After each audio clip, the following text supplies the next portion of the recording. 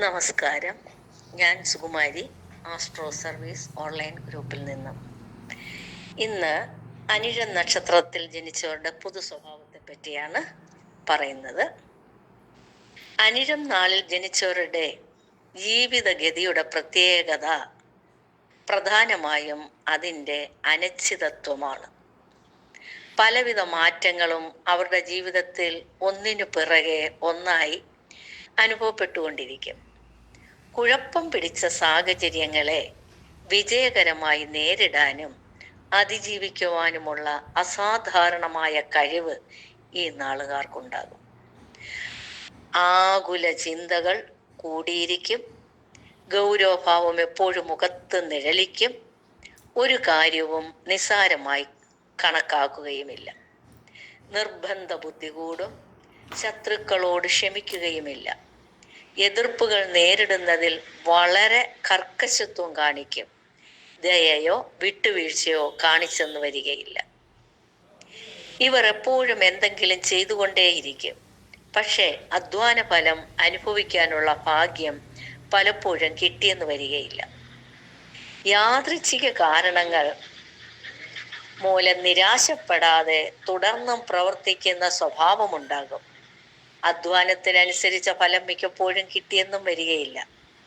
വ്യവസായം, വ്യാപാരം, കൃഷി തുടങ്ങിയ മേഖലകളായിരിക്കും കൂടുതൽ പ്രവർത്തിക്കുക.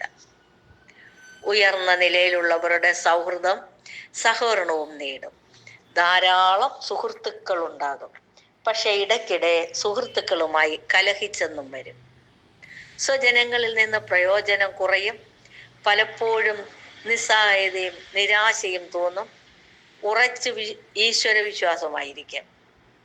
ഇത്തരം സന്ദർഭങ്ങൾ അതിജീവിക്കാൻ കഴിവ് നൽകുക. സംസാരത്തിൽ കർക്കശത്വം കാണിക്കുമെങ്കിലും മനസ്സ് പൊതുവെ ശുദ്ധമായിരിക്കും.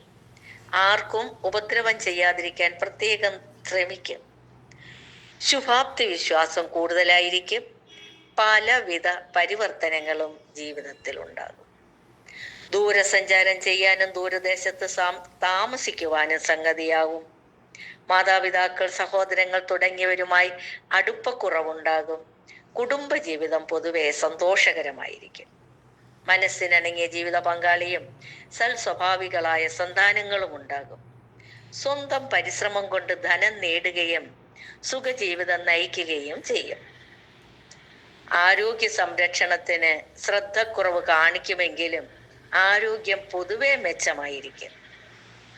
ദിനചര്യയിൽ ചിട്ടയോ ക്രമമോ ഉണ്ടായെന്ന് വരികയില്ല.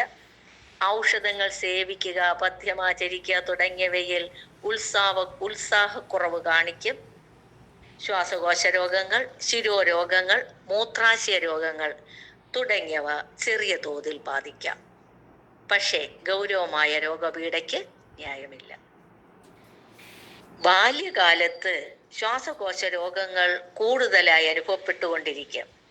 10 വയസ്സിന് ശേഷം 27 വയസ്സുവരെയുള്ള കാലത്ത് മെച്ചമായ ആരോഗ്യം അനുഭവമാകും.